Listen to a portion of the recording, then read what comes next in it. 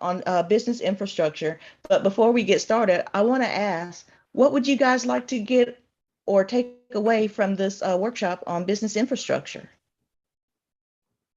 Thomas, you want to go ahead with your answer? Well, I'm since it's the title of this is Scaling Beyond Solopreneurship, and I am a solopreneur. Uh, I'm not sure I want to scale beyond that, but I do have business transactions, so I'm interested in, how I can not necessarily become a big company because I've done that in the past, but really how I can and I'm trying to struggle with my words here, but really how I can expand my network, as it were, without getting too big. So I'm looking for some tips on that, and just whatever pearls of wisdom Alicia wants to hand out. I'm a taker today. All right. I knew you wanted to train people to do what you do who are younger than you. So I thought this would be a good workshop for you. I hope. Everybody's younger than I am. So, yeah. All right. Michael, you're next on my string. What would you like to take away from this workshop?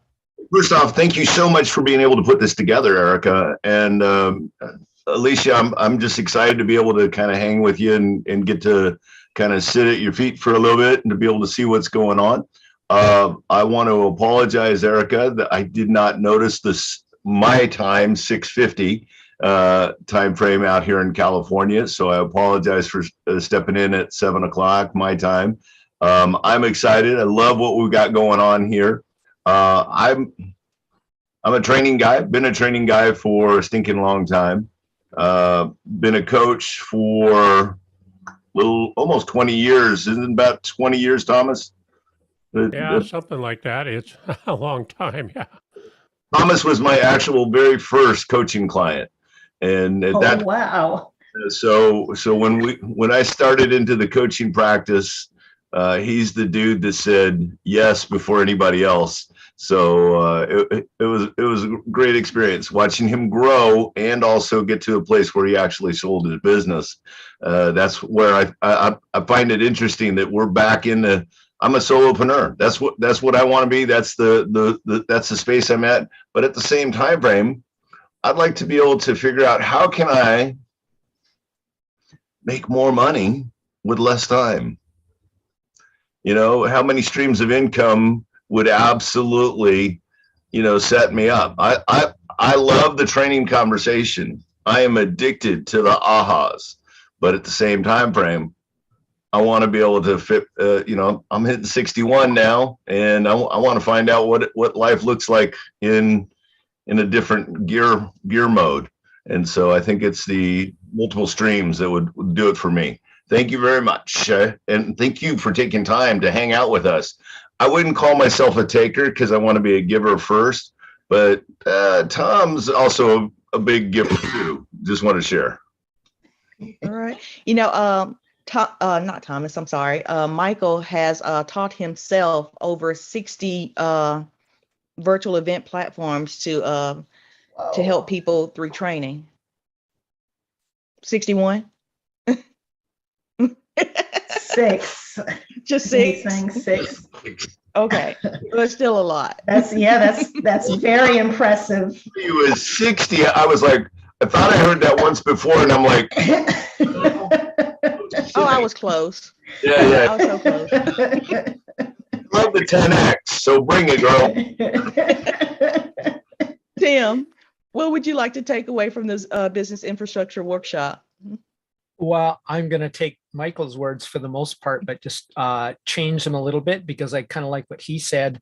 But I would like to be able to leverage my time to go beyond solopreneurship, but in such a way where I'm just multiplying what I do and doing something similar to maybe what Thomas was talking about. That is, train people to do what I do, so I become more of an owner and overseer of my process as it goes, but do it in such a way that it maintains the quality, because I don't want to expand unless I can duplicate the quality, or I would rather be a solopreneur, which is not my ultimate goal.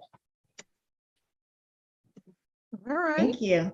How about you, Patrick? What do you want to take away from this business infrastructure workshop? I think I want to take away, because I started as a solo entrepreneur, so I want to take away the tips that Alicia has in terms of how to scale, because my business is growing and I have to bring on folks that I don't know, and which is scary. That's Yeah, scary that for me is. too. Yeah. So that's exactly what I want to take away from this workshop. I have been scared to lend my name to other people's work, let their work represent my name, my company. I love hosting events and repurposing content. And I want that to be a benefit of being a part of this this mastermind group is you get content that you produce, have me repurpose it. And I've started to look into other people who can do that, but I'm like, I can wait and talk to Alicia because she's going to show me the right way to do it. So I'm really glad that you're here, Alicia. Well, Do you thank wanna, you all. There's a lot of pressure here.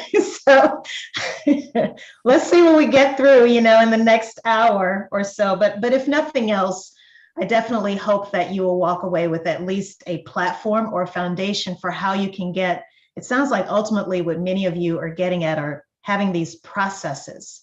Because once you have those processes in place, that's when you can start to let down your guard a little bit and share these things with other people, hold them accountable, make sure that you have the quality standards defined. So we won't be able to cover processes in this workshop, unfortunately, but maybe, Erica, we could have a part 2. So let's see what we get through today. And if everybody likes what they see, then maybe we can even discuss potentially having a part 2. I like that. Thank you. Okay.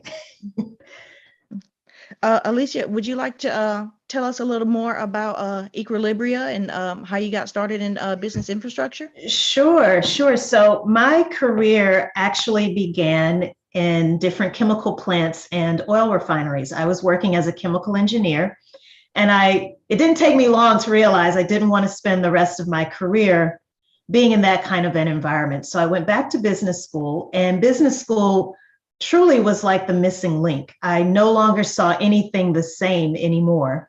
And eventually I left my career as a chemical engineer, relocated to Atlanta. So I was living in New Orleans. I'm originally from Louisiana. I relocated to Atlanta in 2005, 6 months before Hurricane Katrina. And when I came here, you could not have told me that I was not going to work at Coca-Cola. I wanted to be in market research. I had just finished my MBA. I had this technical STEM background. So I thought it was going to be a way to kind of bridge together the best of both of those worlds. But as fate had it, I relocated here, didn't know anybody. Actually, I knew one person, but I started networking. And after what seemed to be 2 months of soulless, endless job searching, I decided to start my own company, Equilibria. And Equilibria, Erica, I don't know if I've ever shared this with you, but it actually started as a professional organizing company. And what I realized very quickly was that most of my clients when I first started were, I would say 90% of them were home-based business owners, solopreneurs, many of them. And so the work that I started doing became less about physical organization and more about business infrastructure, getting processes in place and having a type of structure so that eventually they could graduate out of being in the home office and into perhaps a commercial space and expanding their businesses. So that's how Equilibria came to be. And 17 years later, I can't believe I'm saying that, 17 years later, still here. And what's interesting, I myself just really started to advance or evolve out of that solopreneurship phase as of about 5 or 6 years ago. So I can definitely share some nuggets of how I've been able to do that with you later on as we get to the Q&A portion of the workshop.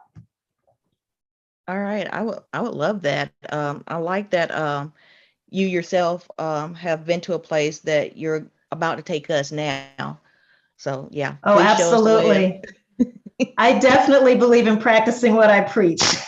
So you're not about to hear me tell you or suggest that you do anything that I haven't already tried and done for myself, as well as things that I've done for a number of other organizations. And I will say this also, I think it's also worth pointing this out. Don't beat yourself up if some of the things that we're about to talk about you don't have in place, because honestly, I'm going to let you in on a little secret, and some of you probably already know this.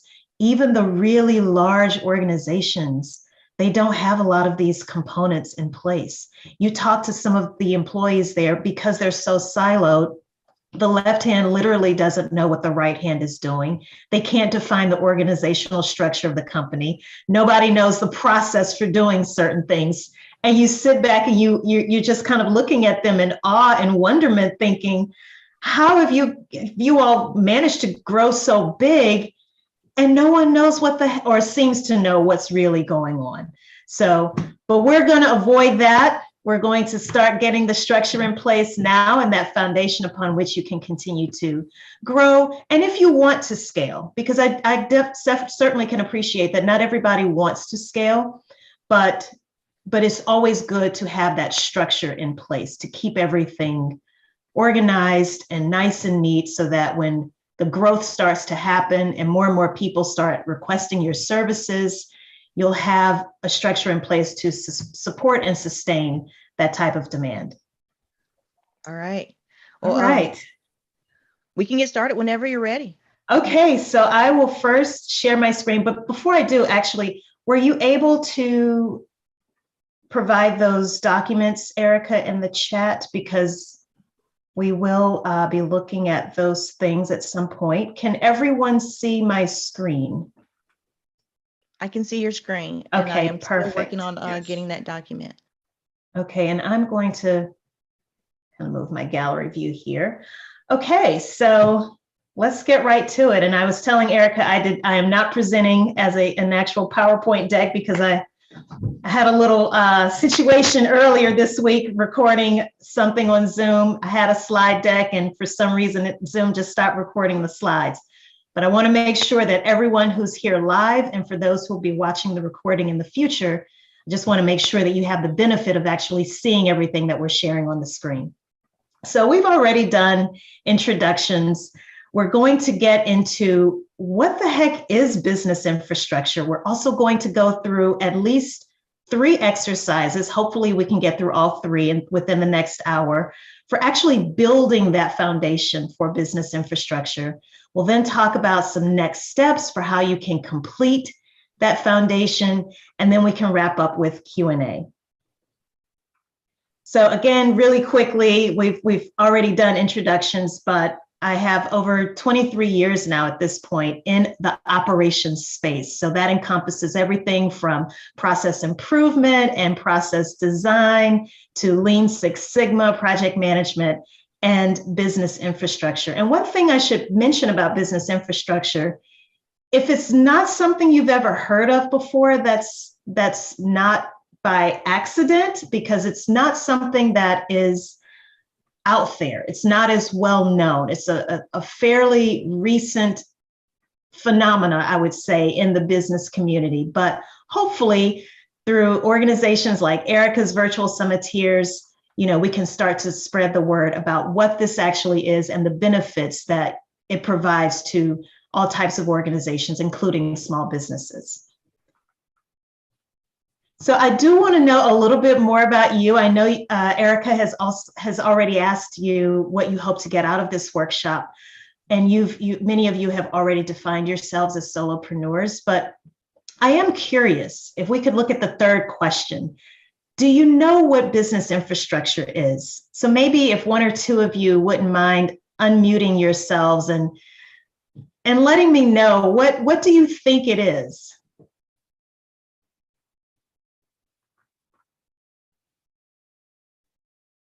I guess when I think of business infrastructure, I'm just thinking about, your business organization and all the processes that support that.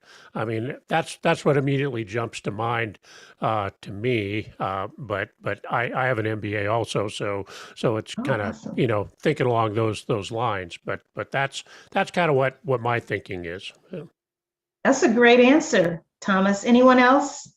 Yeah, from my perspective, the business infrastructure is the beams, it's the support areas that you don't always see. It's the stuff in the wall, and Yes.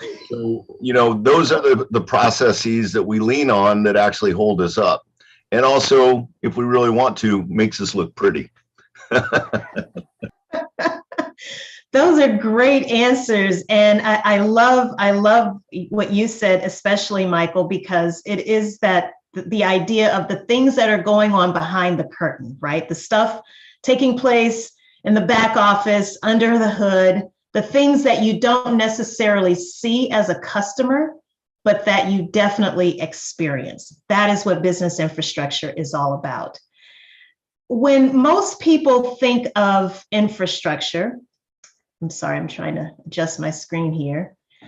When most people hear that word infrastructure, there's usually two things that come to mind. If it's not technology related, they almost always tend to think of transportation. And so with transportation infrastructure, it obviously connects different modes of transportation. So whether it be rail, car, ship, plane, all of those different modes of transportation connect in a way to assist in helping the movement of people and goods flow about as seamlessly and as efficiently as possible. Well, the same is true really when you think about business infrastructure. So in this instance, and Thomas, you were spot on, it's about connecting the people, the processes, and the tools within your organization, within your company. And how do you connect those different elements in a way such that information and work flows about as seamlessly and as efficiently as possible? It answers these four main questions. What work needs to be done? How is that work organized? Who will actually perform the work? And how is that work performed? So just from being able to answer those four questions, that's where you get those outputs of organizational charts, job descriptions, records management systems, and processes. This is what business infrastructure enables you to answer, and those are what the end results ultimately are. It's basically giving you these tools to make sure that important things don't fall through the cracks, excuse me. So let's look at that very first question. What work needs to be done? Now, what you see here is an illustration of an exercise that I tend to do with my clients. And because we don't have the benefit of being in person, working one-on-one with each other, we're doing this remotely, but you do have a PowerPoint file. And I would encourage you at this time, if you can, to go ahead and download that file and open it, because we will be using it for our first exercise. But this just kind of gives you a visual depiction of what I mean when I talk about asking yourself this question: what work needs to be done? What are all of the different tasks and activities that have to be performed in order for you to be able to provide whatever service it is that you're providing, or produce whatever product it is that you're manufacturing? So specifically, if we were to do this analog, so you're going to hear me talk about the analog way of answering this question, as well as the digital or remote way of answering this question. So the very first thing that I recommend is what I call a business parts analysis. And if we were able to do this workshop in person, the analog tools that we would be using would be index cards. We would have some Sharpies or markers, as well as a business parts analysis task identifier. So the task identifier is the PDF that you should also have available in the chat. So if you can go ahead and also open that document as well. That task identifier has a series of different topics related to business, organized into about 6 categories. And those 6 categories include things like operations, accounting and finance, sales and marketing, business development, technology, legal and compliance related information, and as well as technology. I'm not sure if I mentioned that already. So what you want to do is use those topics and start to brainstorm all of the different things that you may be doing that pertain to those different topics. And here's what's going to happen. In the course of you looking through all of those different topics, you will inevitably come across something that you either aren't familiar with, or you may look at a particular topic and say, you know what? This isn't something that I do right now in my business, but it is something that I would like to consider. So I would also use that as an opportunity to capture that information as well. So we're going to get into our first exercise at this point. So you're literally going to start identifying some of those different tasks and activities that you're performing in your business. So what you'll do, again, is go ahead and open that PowerPoint file, as well as that task identifier. The task identifier is a PDF, and I kind of have a screenshot of it here on the right-hand side of the screen. And we're going to spend the next 3 minutes, we're going to take like a little 3-minute break for you to just to start getting some of the things that you're doing out of your head and onto that PowerPoint file, the very first slide. Brainstorm at least 4 tasks, or however many you can brainstorm per topic. So for example, the very first topic that you might see is accounting and, the very first department or area of business that you might see is accounting and finance. So try to brainstorm at least 3 to 4 things that you're currently doing as it relates to some of the topics that you see under accounting and finance. And then after the 3 minutes, I'm sorry, Michael, you have a question? Yeah, there's some comments that are also saying, and I'm in agreement, I can't find the document that you're referring to, Alicia, and I apologize. Oh, okay. For station identification, but I've gone through some of those links that we had, and it just takes me to your web page, but I don't see anything that actually, you know, if you click on the little page document there, Erica, you should be able to upload the document right into the chat itself. So right beside the little smiley emoji spot there, if you click on that, you should be able to upload the document right to us so that we can pull it down. So every time I do that, I get kicked out. So what I did was I copied and pasted it into the chat. So under my name, it will say name of role/position. That's the first line of it. Right. Right now, I have copied it and I am going to email it to you. Oh, got it. Okay. So basically you're saying the text in the chat, full text, we don't have a document that we're supposed to be pulling down as a PDF. Awesome. Not yet, but you should get an email shortly. Okay. Well, you know what? I'm going to open it up just so that you all can see what it looks like. I don't know if, let me stop sharing for a second here and make sure I share the entire screen. Can you all see this? It says what work needs to be done. Okay, perfect. So as soon as you receive the email from Erica, this is a PowerPoint document. So if you don't have PowerPoint, hopefully you will be able to just upload this into maybe Google Slides, and that way you would be able to manipulate the document the way you need to. And then the other document is the task identifier. So I'll try to open that as well, just so you can at least see what it looks like as you wait for it to come through in your email. And this is what I mean. See how the first section here is accounting and finance? And can you see this listing of all of these different topics? Okay, I see Michael shaking his head. Great, thank you. And then we have HR, again, different topics. Then there's legal compliance. So I'm going to go back here to this PowerPoint slide.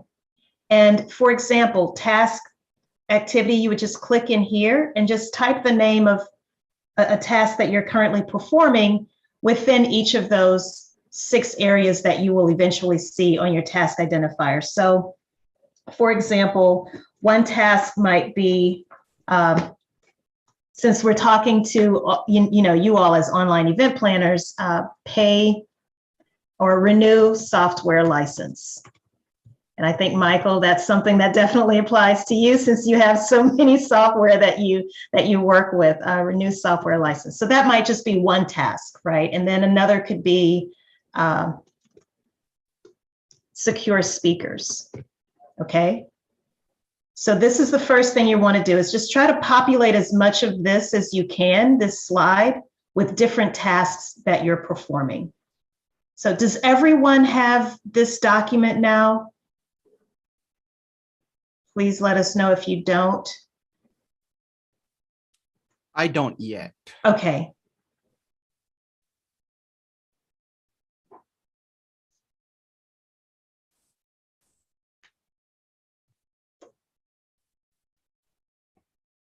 So I had just pushed send, so hopefully. Oh, okay. Okay. Okay, thank you. So I send it through the newsletter. Hopefully, if you're on the email newsletter, you will receive the email. If you're not on the email newsletter, let me know and I will add your name. Okay.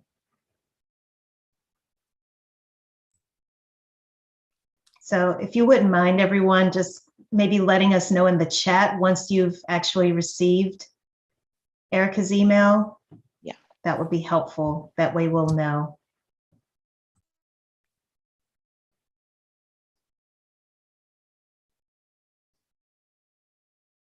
So I'm checking myself because I also sent it to myself. Okay.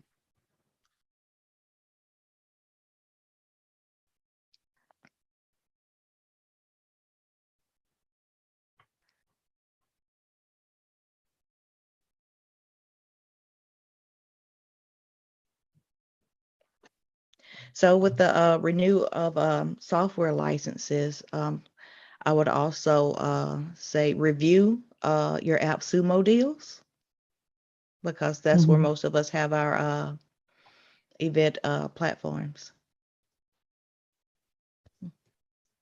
Would you mind repeating that, Erica?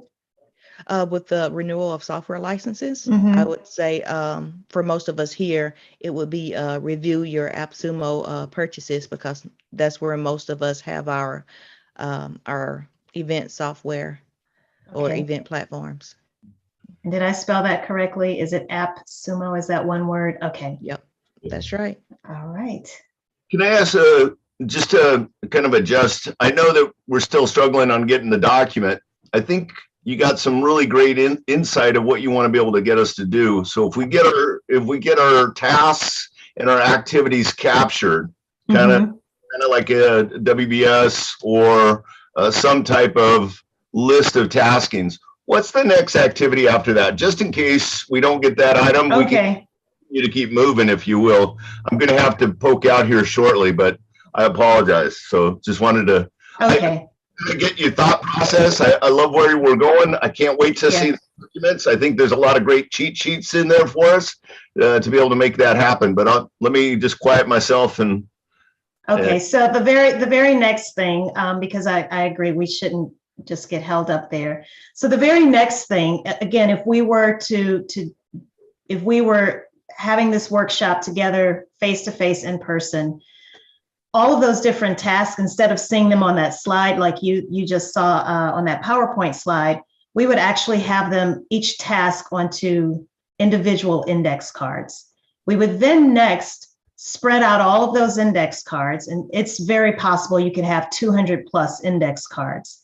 So you want to have as large of a flat surface as you possibly can. And the next thing that you'll do is answer this question: how is this work actually organized?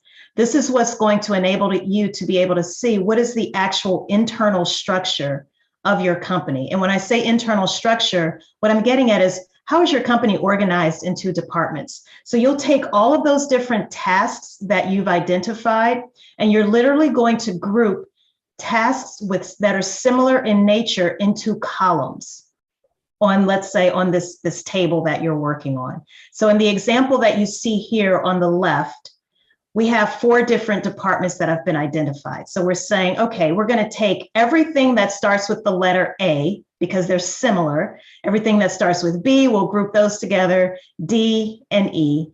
And if I had to give, all of the tasks that start with the letter A, if I had to assign those to a department, I would call that department operations. If I had to give a name to the department for every task that started with a B, I would call it technology, so forth and so on. So if we were to do this as an exercise on that PowerPoint document, you would then take every task that you've laid out on that very first slide, and you would just cut and paste it onto the second slide and start to, again, group similar tasks into columns. And then you would just click on each of these department name, these are placeholders, and you would start to assign an actual department name. Does that make sense so far? Short of you not being able to actually do these exercises, does that make sense? Okay. So once you've figured out, at this point, you know all of the tasks that you currently perform, as well as tasks that you think you would want to perform in the future. And I should point out something here that's really important. Anything that you identify that is a task that you do not currently perform, just change the font color to red. That way it stands out to you visually that although this is something that I've captured, it's not something that I'm currently doing, but it's something that I want to do in the immediate future. It's going to enable you to make that distinction. Now, the next question we're going to answer is who's actually going to do the work? So I want you to think to yourselves, in a perfect ideal world, if you had access to all of the resources that you needed, who ideally should perform these different tasks? And this is where we're about to bust the myth of being a solopreneur. Now, you may truly not be working with anybody else, but is that really the case? Is there an accountant that you work with? Is there an attorney that you can call on from time to time when you have any legal related questions, contracts that you need to get reviewed? The likelihood that you truly are doing everything yourself is very slim. So let me first ask that question. Are you truly doing everything in your business? Everything, including when you get into contracts. You don't have an attorney looking over those contracts. Is that what you're saying, Erica? Okay. I know better. So hopefully I will do better. Okay. And what about filing, your business tax return? Is there an accountant that you work with, or a CPA, tax advisor? Is there anyone else who's truly functioning as a solopreneur, now that I've defined what a solopreneur really means, that you're just not working with anyone else? Okay. Does YouTube count? YouTube is a platform, but here's the benefit of identifying who should do the work. So I know some of you mentioned, I don't want to scale beyond a certain size, and that's fine. But you do want to identify, because you can't do it all. At some point, as you start to get even better at what you're doing and you start to gain more traction, are you really saying that you want to just start turning away business? Now, that may very well be the case, but if that isn't the case, then you'll need to start thinking through, well, what does growth look like for me? Now that I've put something out there on YouTube, for example, and it's gone viral, I have all of these subscribers to my YouTube channel, and now the demand for my services is substantially increasing. Do I have the operational or the business infrastructure to support that demand? So I doubt very seriously many of you would be willing to just turn away the business. So if you don't want to turn away the business, that's why this particular exercise, this role identification exercise, is so important.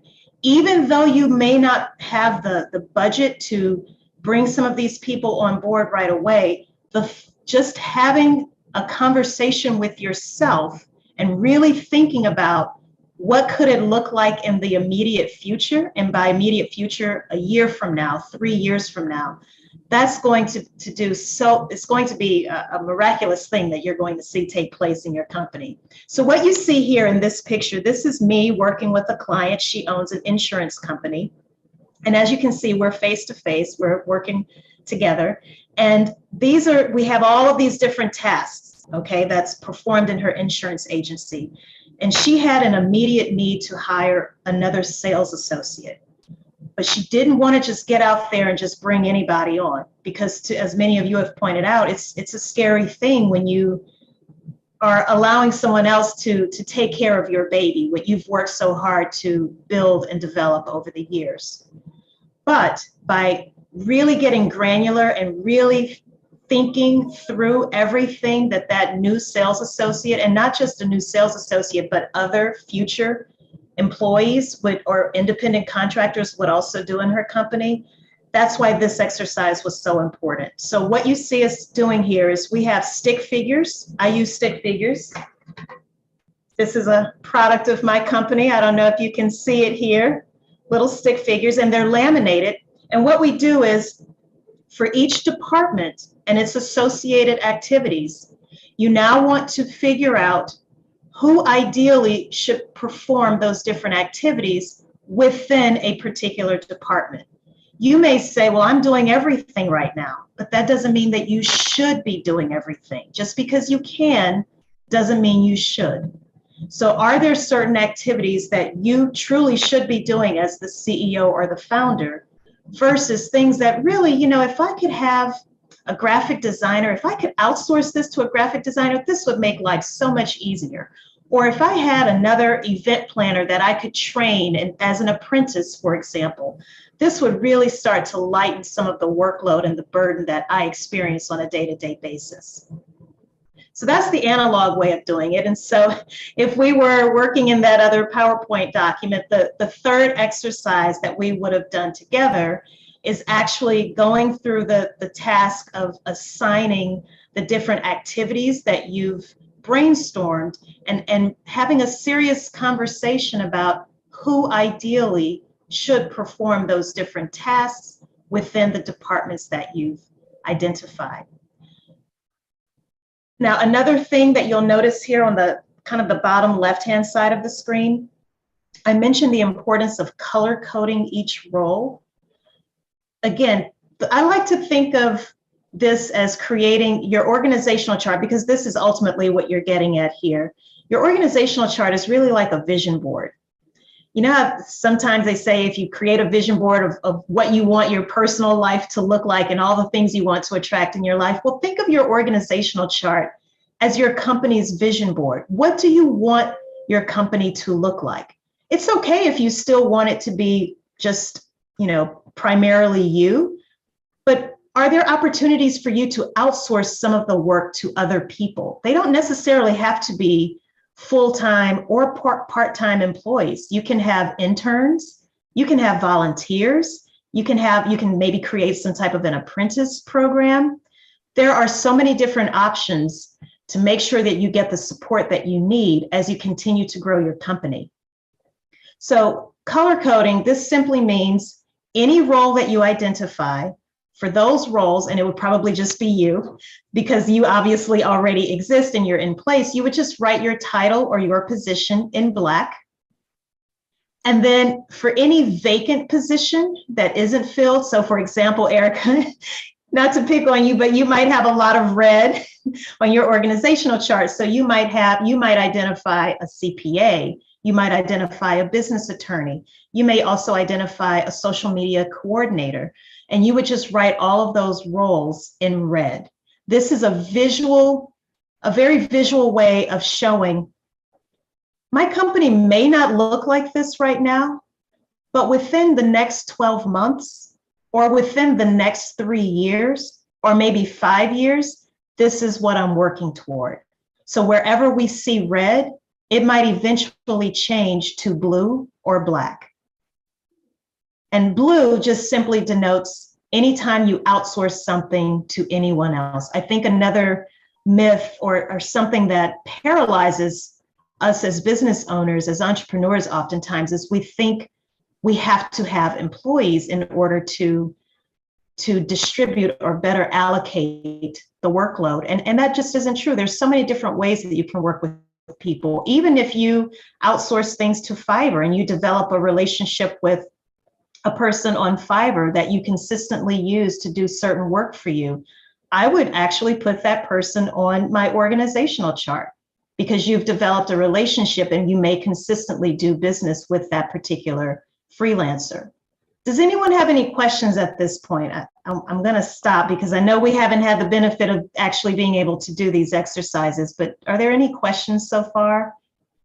I think this is good. And I guess kind of my, I used to have an organization before I sold out, and, under Mike's coaching, we built it up, and then I sold it. And then now I'm back in the solopreneur thing after they got sold. But my current business model, because I've kind of gotten to the point in my career that I don't want to manage a lot of employees or manage any employees at this point, because I've done that thing, is really, I probably have a lot of blue positions in my organization. I get, where I work with other solopreneurs, and it's the force multiplier, you might say, and that's my business model. Basically, we come up with an agreement where I can outsource stuff to somebody that's, probably has similar skill sets to me.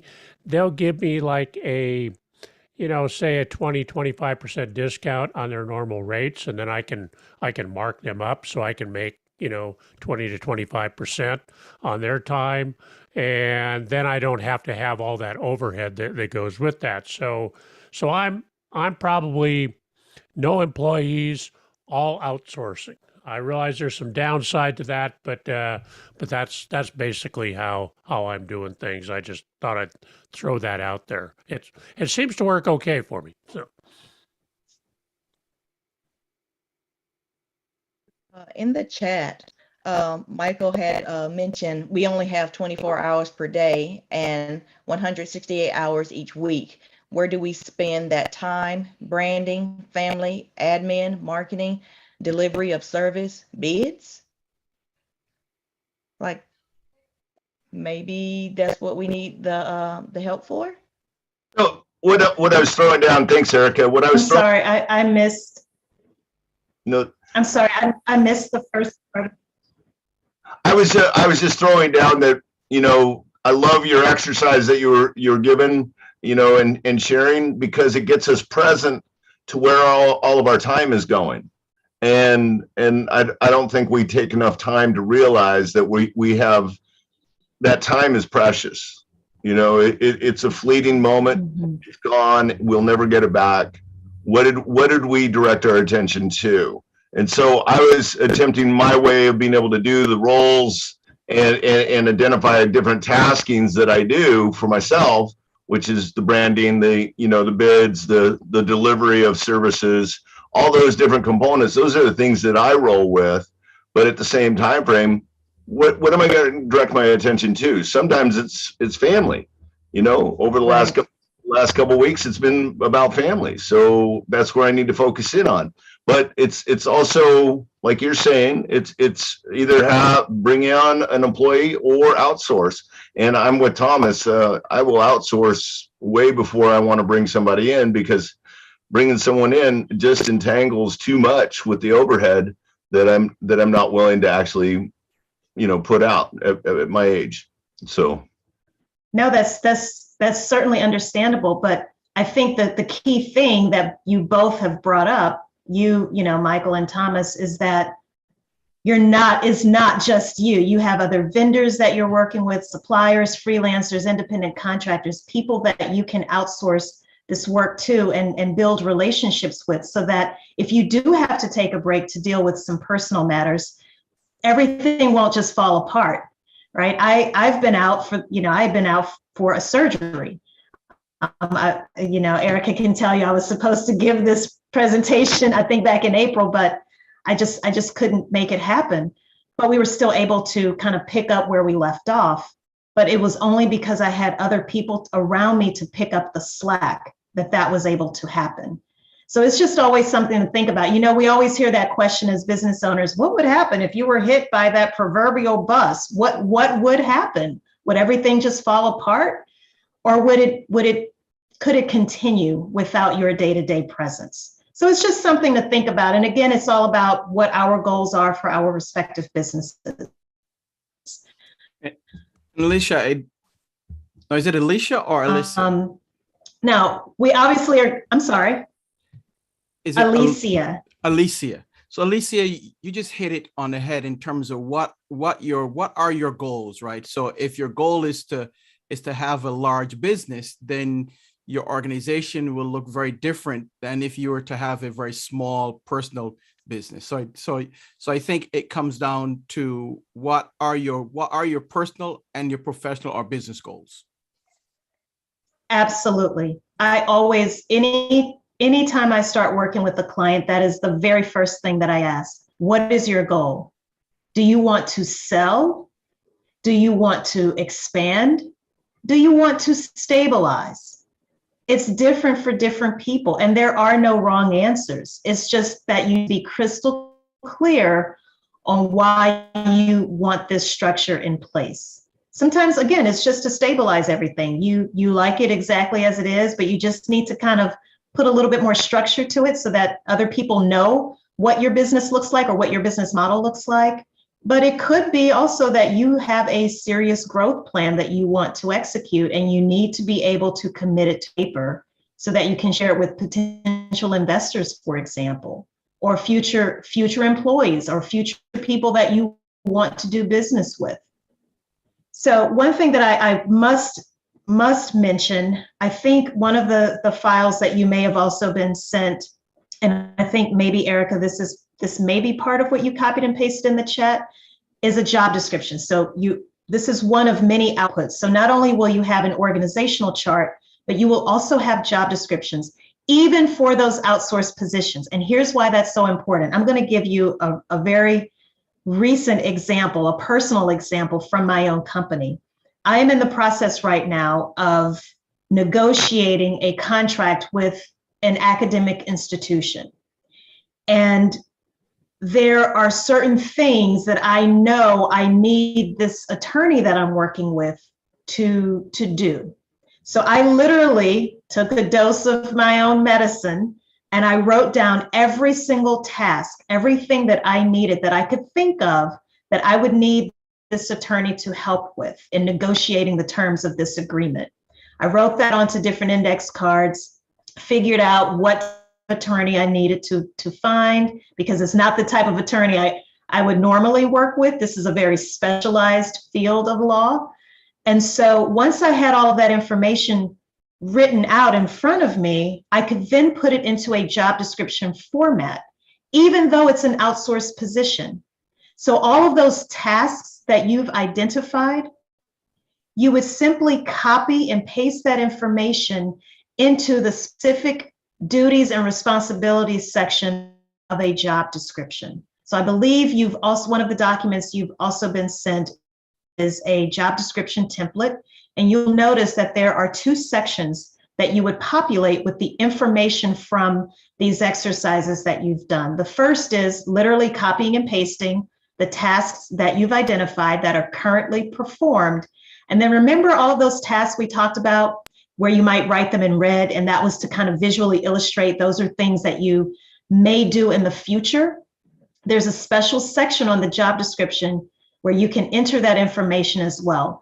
The reason that's so important is because you want to be as transparent as possible as you start, for lack of a better word, especially if we're talking about people that you would outsource work to. You aren't necessarily interviewing them. In a way, you really are, because you're trying to ask them questions to see if they really can perform the work, do it within the budget that you have allotted, and a host of other attributes that you may assign or associate with that particular position.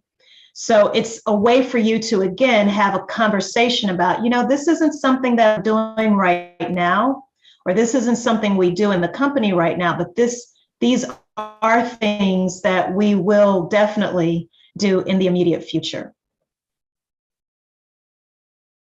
Now, this is really important. I cannot end this session without explaining this diagram. This is where we're going with all of this. We've covered just a very small fraction of business infrastructure. So if you look here at this diagram, if we start on the left, activities that you've brainstormed in your organization, and then as we progress through this process, this workflow that you see here, you've taken those departments. You've also associated a color with each department. And then next, you've identified the ideal role to perform all of those different tasks within each department. Those are the things we've talked about today, but there are so many other things. So if you look at section number 2 here, the circle number 2 on the right-hand side of the diagram, this is representative of an organizational chart. So what we're saying is, now that you've discussed these foundational things to get in place, the tasks, the departments, the people, now you can put together your company's organizational chart. You can also come up with what your service delivery process looks like. That's what number 3 represents. And then number 4 is just showing how you would organize your workspace according to your company's departments. In other words, everything matches and mirrors that basic foundational work that we've discussed so far in this workshop. Number 5 just represents processes that you would have for every single department. So sales, deployment, operations, and billing. And then finally, 6 and 7, that represents how you would physically organize any paper records that you might have according to the departments that you've identified, and how you would organize your digital or electronic records according to the departments that you've identified. I have written some very detailed articles about how to perform some of these things in my LinkedIn newsletter. So I have a little snapshot of that here in the lower left-hand corner. It's called the Smooth Operator. So I would encourage each of you to subscribe to it if you want more detail about how to actually put some of these different elements of business infrastructure in place. And I think that's one of the links that Erica may have provided you as well. This here is just, I'm going to talk about it really quickly, and I'm sorry I have to rush through this, but this is a screenshot. My company, we use Notion. That is the tool that we use as our operating system, and as well as our project management system. So what I want to point out here, though, is, as you can notice, we have there's 7 different departments of Equilibria. I'm literally sharing with you what my company looks like on the inside. So we have operations, marketing, accounting, so forth and so on. It's color-coded. But the point here is, the bigger point is, everyone knows where to go to find certain processes, certain documents that they may need, certain images, video links. We try to fit everything into Notion, but it's always organized according to these departments of the company. And you can also, if you use Asana or Monday.com, Trello, there's so many different tools that are out there, but just know that as a basic organizational structure, always start with your departments whenever you're working within these different tools. And then finally, next steps. So I told you about my LinkedIn newsletter, where I provide these articles about business infrastructure.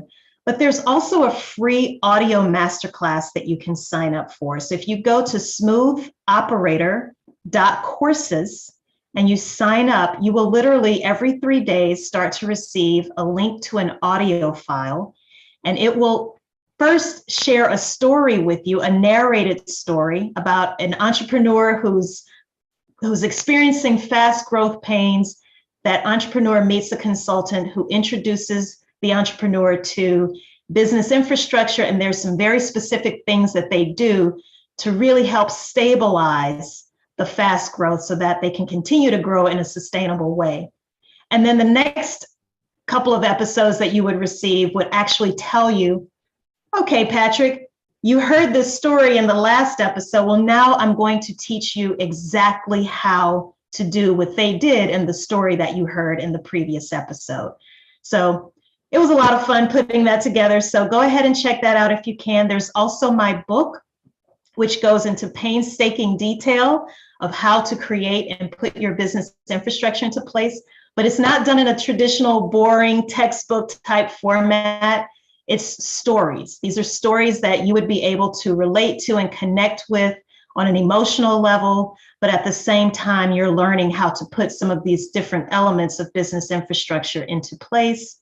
And then finally, if you do sign up for that free audio masterclass, you would be considered part of the founding 50. You would be able to access a new online course that we will start releasing later this month, and you would get it at a significantly reduced price, but that offer ends at the end of this month. So go ahead, sign up for the free audio masterclass, and that is how ultimately, if you do want to see what an actual online course would look like, where I'm giving actual demonstrations of how to do everything, then sign up for that course when it becomes available. Does anyone, this is a picture of me with a live in another client session. Does anyone have any questions? I just wanted to make a point that even though that we are solopreneurs, and I think everybody here is a solopreneur, is that doesn't mean that some of these tasks do not exist. So exactly. So if you don't have anybody, I mean, for instance, somebody's got to do the accounting here and do the taxes. I can do that. I know how to do it, but is my time best spent doing that?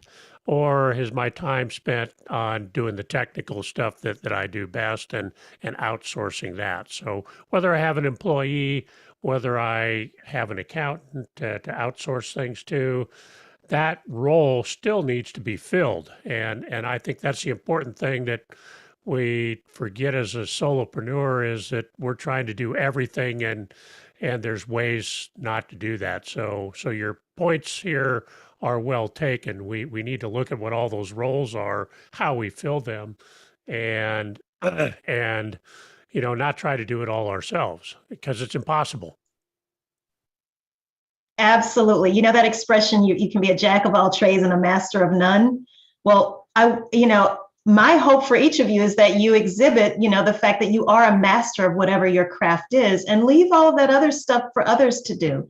When it comes to accounting especially, there's no way you can keep up with all of the tax laws. It changes from year to year, and why risk getting yourself into any type of legal trouble? Just, if you can, outsource it to an accountant who keeps up with all the regulations and the rules and make sure that you're paying taxes, whether it's quarterly, annually. Just keep things as clean as possible. When you know better, you do better, as they say. So now that start finding those other resources who can help, that you can offload some of these other back office tasks to. I want to throw in my 2 cents. Sure. Being a solopreneur and burnout is a real thing, and Absolutely.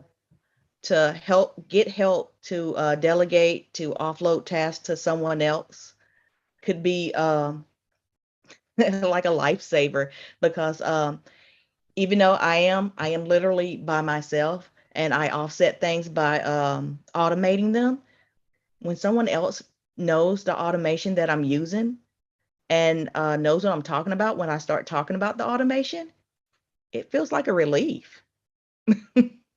It is, Erica. Trust me, it is. And even if, you might, so we're heading into the summer, right? So there's so many, think of all the college students and high school students. You can maybe craft some type of an internship position, maybe paid or non-paid, but just so that they can have that experience to add to their resume. So there's all kinds of ways that you can get creative without breaking the bank, but at the same time getting the help that you need. I like Fantastic information. Thank you. Thank you for sharing. Thank you, Patrick. I appreciate that. I started off as a solopreneur. We've been in business 12 years now, but I quickly learned that if I wanted to scale, and I learned the hard way because one of our clients says, it doesn't look like if you have the ability to scale. So I was like, Mm. oh boy. So, so that was probably in year one, and I've slowly begin to move forward in terms of scaling and bringing others on so that I can stop doing the things that I was doing and concentrate on the things that I'm best at. That is so well said. And I'm so glad you brought up that point, because that happens all the time with government contracts, especially if they don't think that you have the capacity, or to your point, the ability to scale, to handle these larger projects, these larger, much more lucrative projects. You're not going to win the business.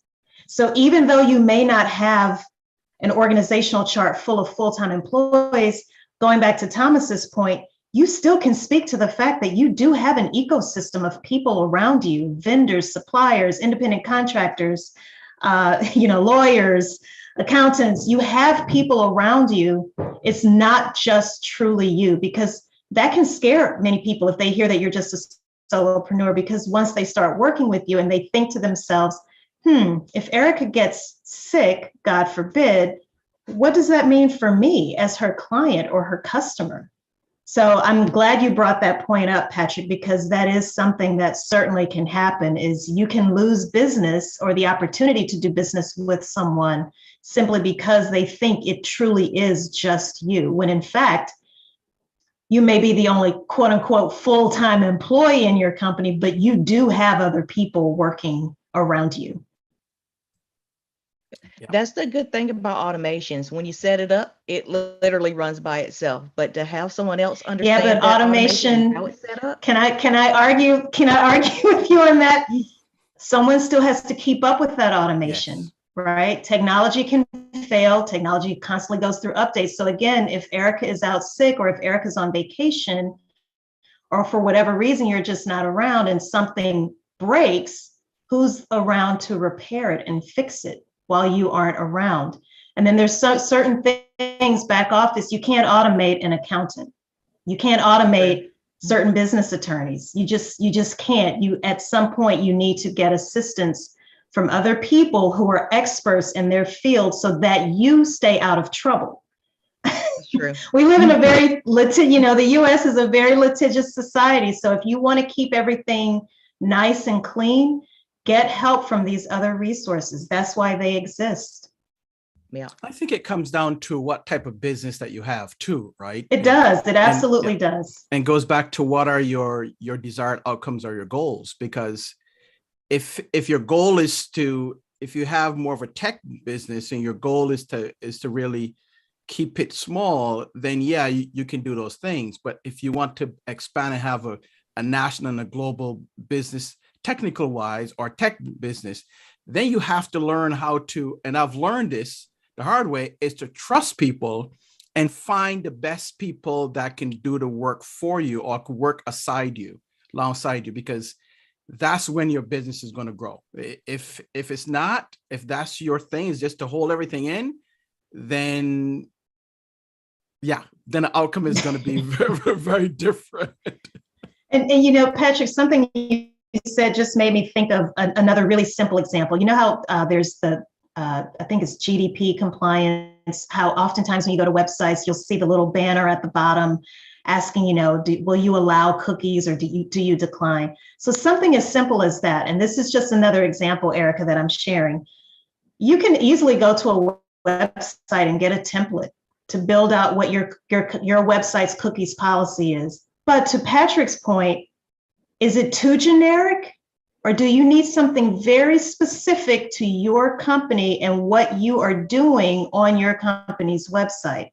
That's when you need to speak to an attorney. That's what I had to do. I had to go and work with an attorney just to make sure that I had all of those, the right language, so that I don't potentially get in trouble at some point in the future. So that's what I mean. So yeah, there was a template, I think, on LegalZoom.com, but I still needed an attorney to go over it with the fine-tooth comb and make sure that it actually covered, my company and what the services that my company engages in. And I'm sorry, but I'm going to have to get going. I apologize. I have another appointment that I need to get to, but thank you all so much. Let's please connect on LinkedIn, and I'm happy to answer any additional questions that you may have. All Fantastic right. job. Thank you Thank for you your so time, much. Alicia. Thanks Okay. for sharing this with us today. This is always good. It gets you thinking. So that's the main thing. Good. And if you have questions about the other documents that Erica emailed to you, please don't hesitate to reach out to me, or you can direct your questions to Erica. She and I, we talk quite often on LinkedIn. So we'll make sure we get your questions answered one way or another. But thank you all so much for your time. I really appreciate it. And thank you, Erica. Thank you. So we'll let Alicia go, and I want everyone to know that the Virtual Solopreneurs Mastermind Group is taking open applications for the month of June. So if you want to network, collaborate with us, be a part of events like this, contact me also on LinkedIn. Thank you again, Alicia.